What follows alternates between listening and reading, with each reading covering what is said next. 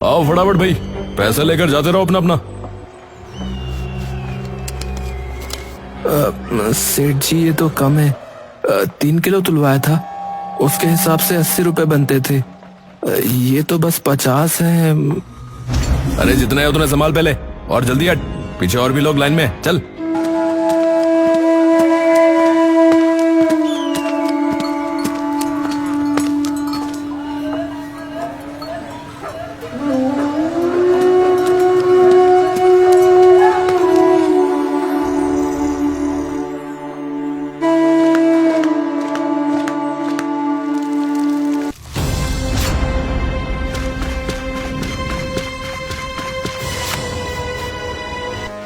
क्या कर रही हो माँ?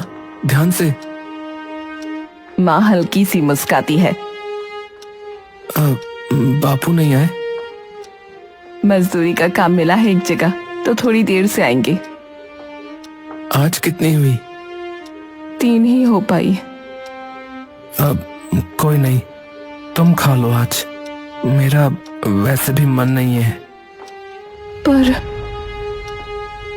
तुम खाओ, मैं कह रहा हूं ना, कल भी ऐसे ही सो गई थी। लल्लन दिन भर की झुलसती गर्मी में मजबूरी की मजदूरी से टूटता हुआ बदन लेकर घर वापस आ रहा होता है।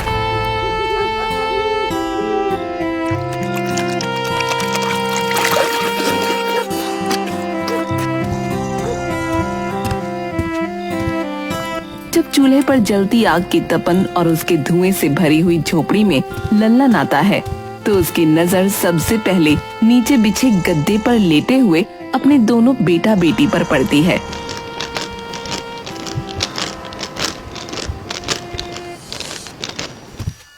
लल्लन जाकर चूल्हे पर एक छोटे से पतीले में सब्जी बनाती हुई अपनी पत्नी के पास बैठ जाता है। कुछ खाया इन्होंने? खा लिया था। और तूने? मैंने आज सुबह खा ली थी, आप खा लो। अब तू खा ले, कोई नहीं, मैं सुबह खा लूंगा। पूरे दिन की मजदूरी करके आए हो आप खाओ। अपने माँ बाप की इस बहस को बिरजू अपनी छोटी बहन को पंखा करते वक्त सुन रहा था। वो पंखा नीचे रखता है और अपनी बहन की ओर देखता है। उसकी बहन सो चुकी होती है। गंदगी में गुजारा ढूंढता मन, रोड़ी बदरपुर, पत्थर में टूटता तन। मेरी एक ऐसी अदृश्य दुनिया जिसमें सौदे सेकती अगन। इसकी न कोई अपनी रोशनी और इसका न कोई अपना गगन।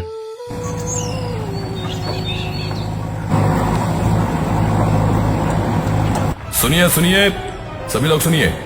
भाई साहब शांत हो जाइए, सभी लोग ध्यान से सुनिए। अरे क्या हो गया भैया? अरे ये सांप क्यों है? अरे पुलिस भी आई है भैया। अरे क्या हो गया भाई? अरे क्या हुआ भैया?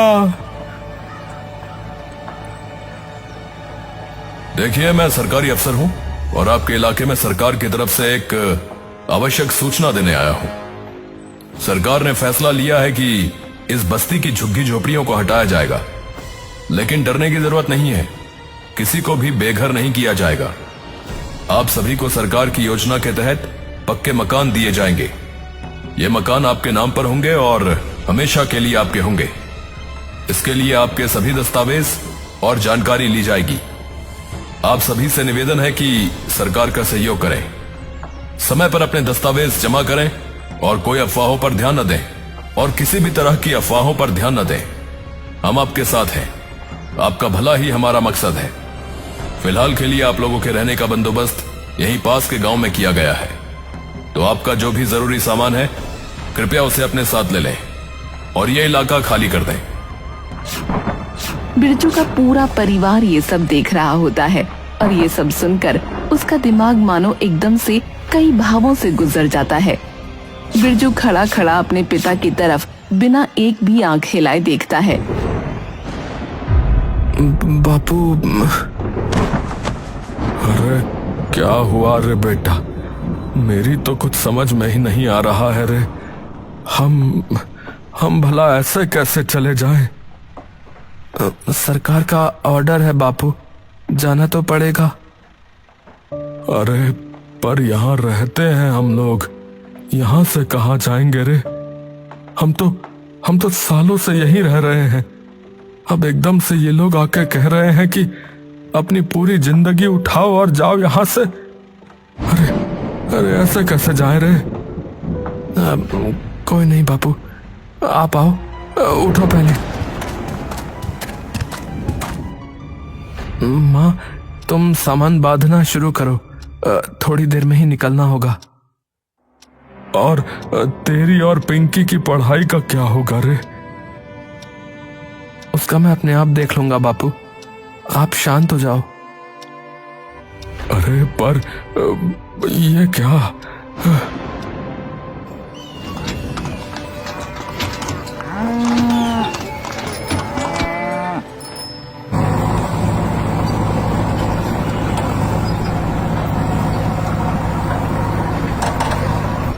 आज मेरी दुनिया भी छिन गई मुझसे।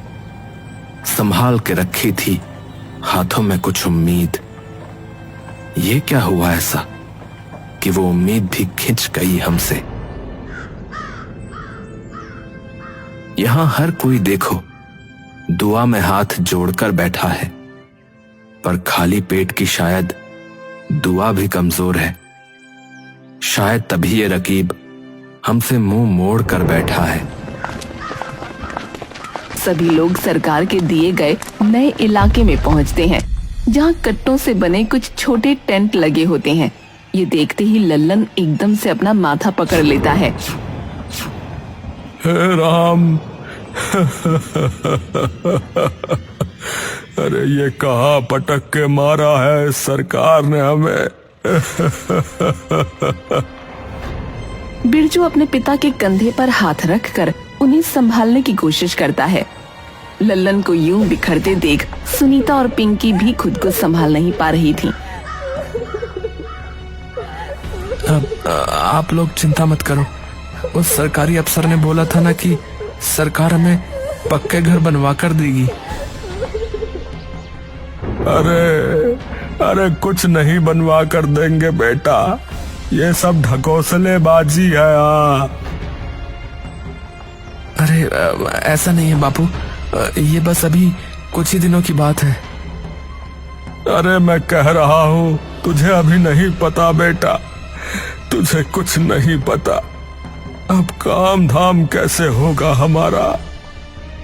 ये सरकार वगैरह इनके लिए हमारा जीना मरना एक जैसा है बेटा। यहाँ जिसके पास पैसा है सरकार और कानून उसी के हैं। अब तू एक बात बता, स्कूल कैसे जाएगा रे? पता है यहाँ से कितनी दूर है स्कूल तेरा? पैदल पहुंचने में 2 घंटे लगेंगे, 2 घंटे। बापू आप चिंता मत करो, मैं और पिंकी सुबह जल्दी उठ जाएंगे बापू।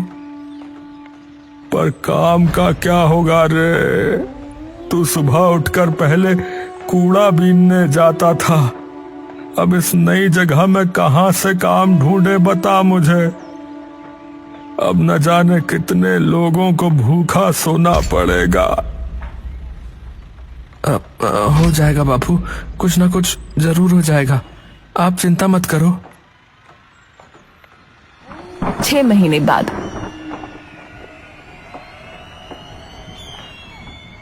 भूखमरी के कारण मानो हर घर के आदमी का चेहरा पीला पड़ चुका था और शरीर दुर्बल हो चुका था। पिंकी चलो, टाइम हो रहा है। पिंकी उसकी तरफ देखती है कि तभी माँ वहाँ आ जाती है। सुन बेटा। हाँ माँ। वहाँ हो सके तो कोई काम देख ले, मैं भी आज कुछ साफ सफाई का काम पूछने जा रही हूँ, क्या पता कहीं बात बन ही जाए। माँ तुम क्यों ये सब? बेटा अब इन सब बातों का वक्त नहीं है बेटे, तेरे बापू की तबीयत खराब होती जा रही है, सारे कंबल रजाई फट चुके हैं, जरा सी भी ठंड नहीं रुकती। 3 दिन हो गए हैं कुछ खाए, बस जिद पकड़ कर बैठे हैं, काम ढूंढना है। इस हालत में तो इनसे चला भी नहीं जाएगा। डॉक्टर के पास लेके जाना पड़ेगा इन्हें जल्दी। ठीक है माँ, तुम चिंता मत करो, मैं देखता हूँ।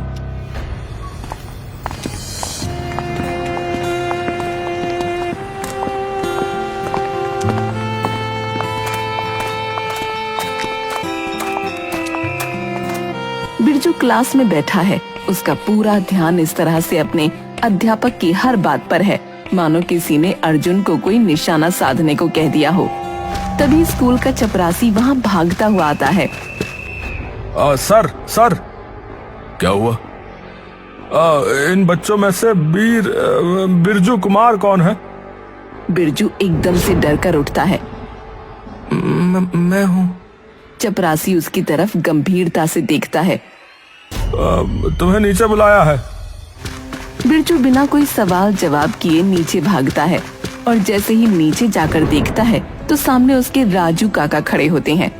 उनकी आंखों में सिर्फ आंसू भरे होते हैं। बिरजू, वो बिरजू।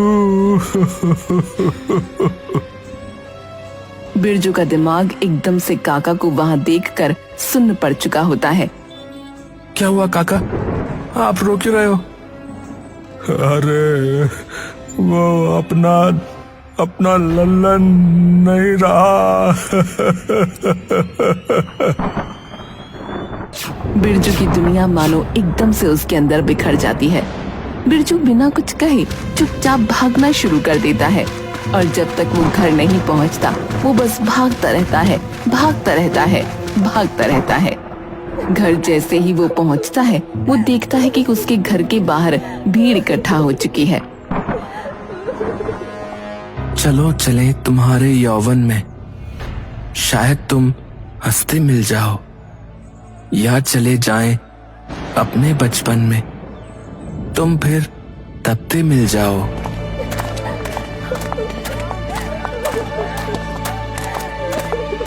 चलो तुम चैन से सो जाओ, अब कोई गम की रात नहीं। जो तुम मुझ में भर भर कर हो तो फिर डरने की बात नहीं। मुझे वो पल याद आता है जब तुम्हारे कंधे पे बैठा कुछ गा रहा हूं मैं।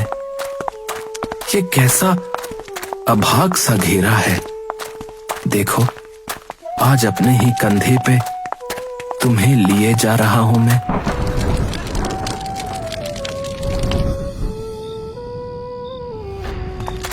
बिरजू अपने पिता के दाह संस्कार को करके वापस घर आ जाता है। उसके आंसू सूख चुके हैं। वो जाकर अपनी माँ के गले लगता है और फिर चुपचाप उठकर कहीं जाने लगता है। कहाँ जा रहा है बेटा? काम ढूंढने माँ, तुम्ही ने तो कहा था अब एक खर्च से ही काम चलाना माँ। 1 महीने बाद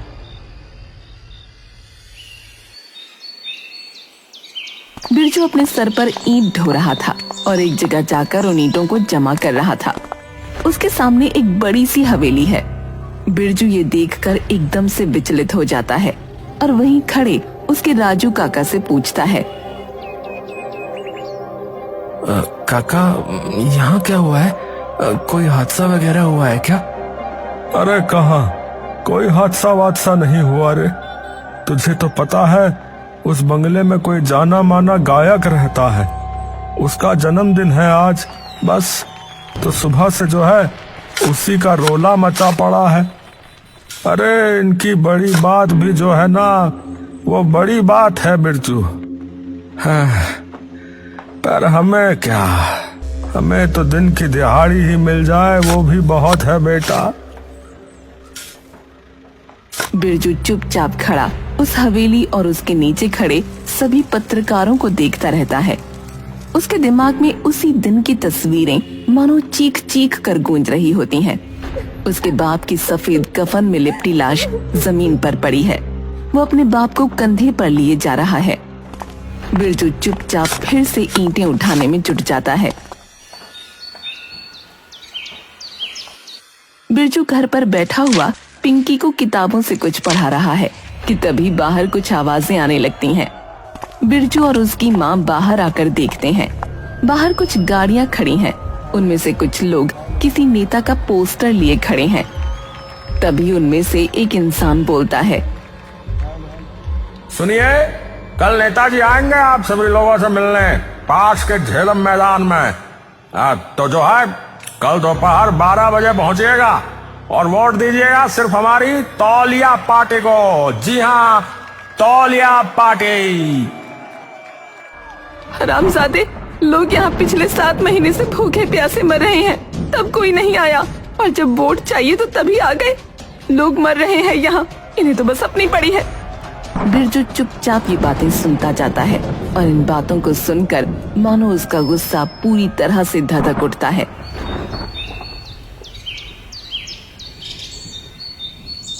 बिरजू अपने काका के साथ मजदूरी के वक्त खाना खा रहा होता है।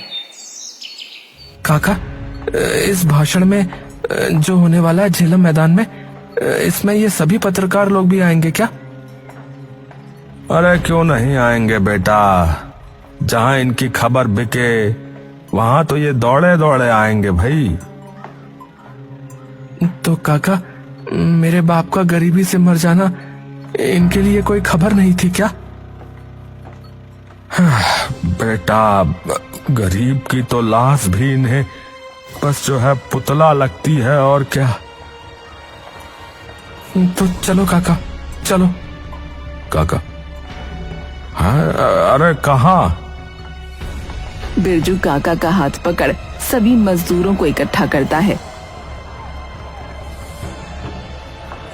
गधों की तरह तपते फिरो, इनके घरों के लिए सड़क बनानी हो तो हम, घर बनाना हो तो हम, नाले साफ करवाने हो तो हम। तो भाइयों एक बात बताओ, क्या हमें हक नहीं है इनसे कुछ मांगने का? हम लगे रहें और ये हमें हमारी दिहाड़ी भी ठीक से ना दे, हम मरे जिए इन्हें कोई फर्क भी ना पड़े। क्यों भाई, हमने ठेका ले रखा है इनके सपनों का, जब ये हमारी जरूरतें नहीं देख पाते। भले ही मजदूर हैं, पर फावड़े सरिये हमारे भी हाथ में है।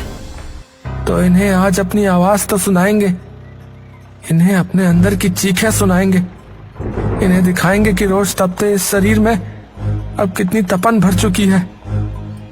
तो क्या बोलोगे आप लोग भी? बताओगे हमारा दर्द? सभी मजदूर जोर जोर से चीखकर उसके समर्थन में आ जाते हैं। सभी मजदूर नेता के भाषण में घुस आते हैं और मंच की तरफ जाने लगते हैं। किसी के हाथ में कुल्हाड़ी, तो किसी के हाथ में हथौड़ा, तो किसी के हाथ में फावड़ा। हथौड़ा लिए बिरजू सबसे आगे चल रहा था। तभी पार्टी का एक कार्यकर्ता आकर उसे रोकने लगता है। अरे अरे पीछे चलो, चलो, यहाँ कहाँ चले आ रहे हो? चलो भैया, भैया, पीछे पीछे। ये देखकर पूरी भीड़ में हाहाकार मच जाता है। सारे कैमरे उसकी तरफ मुड़ जाते हैं। नेता ऊपर खड़ा डर से कांपने लगता है। सभी कार्यकर्ता वहां से डरकर भाग जाते हैं। बिरजू मंच पर आता है और नेता को धक्का मारकर साइड कर देता है और माइक अपने हाथ में लेता है। क्या हो गया? क्यों इतना हाहाकार? क्योंकि नेता को धक्का मार दिया इसलिए? मेरा बाप पिछले महीने मरा, किसी को पता है? नहीं पता होगा, क्योंकि लोग तो रोज ही मरते रहते। पर फिर कल उस गायक के जन्मदिन पर गए हुए थे, बताओ। चलो, मेरे बाप की मौत या ये जितने भी मजदूर हथौड़ा फावड़ा लिए खड़े, इनकी परेशानी कभी सुनी? पर आज तो खबर बन ही गई होगी, है ना? 7 महीने पहले हमसे हमारे घर छीन लिए, ये कहकर कि 2 महीनों में पक्का मकान बना देंगे। 7 महीने हो गए, वहां तो किसी ने आकर भी नहीं झांका। वहां ना पानी की सुविधा है, ना खाने की। जब भी माँ ने या बापू ने मुझसे कहा कि बेटा ये दिक्कत है या वो हो जाएगा, तब मैंने हमेशा एक ही बात कही, कोई नहीं, आप चिंता मत करो। जिस दिन मेरा बाप गया उस दिन मेरी माँ ने कहा, तो कोई काम ढूंढ ले, तेरे बापू से ना हो पा रहा। मैंने कहा ठीक है माँ, तू चिंता मत कर। सबको यही बोलता, पर अंदर तिल तिल मरता रहा खुद। मैं स्कूल गया और बापू की खबर आ गई, और उसके बाद मुझे आज तक ये भी नहीं पता कि उस दिन के बाद मेरा बैग कहाँ गया? सवाल पूछता हूँ आप लोगों से, उसके जवाब देना, ठीक है? तुम्हारी सांसों का मोल क्यों ज्यादा और हमारी सांसों का क्यों कम? तुम्हारी नज़्में भी अनमोल और हमारी चीखें भी बेदम। तुम्हारे घर के हम निर्माता, फिर क्यों मरते हम नक्षत्र में? उसकी परतें तुम्हारे तन पे, फिर हम क्यों मरते ठंडे घर में? रोज क्यों झुलसते, रोज क्यों तपते ये दिहाड़ी वाले हाथ हमारे? मैले हाथों पर क्यों हैं हंसते? कब देखोगे, कब सुनोगे, हमको तुम कब चुनोगे? चलो फूलों से सजाते हैं हम अपनी कब्र, शायद तब बन जाए देखने लायक कोई खबर।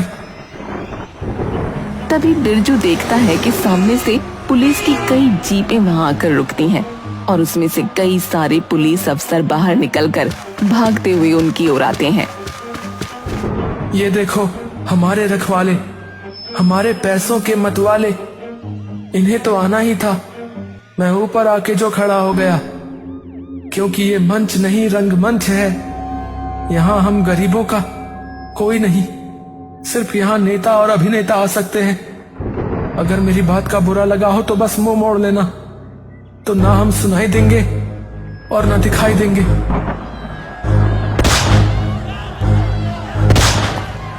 पुलिस तभी मंच पर आकर बिरजू को धक्के मार के नीचे उतार देती है और उसे हथकड़ी पहनाकर उसे बाकी मजदूरों के साथ जीप में बैठा देती है।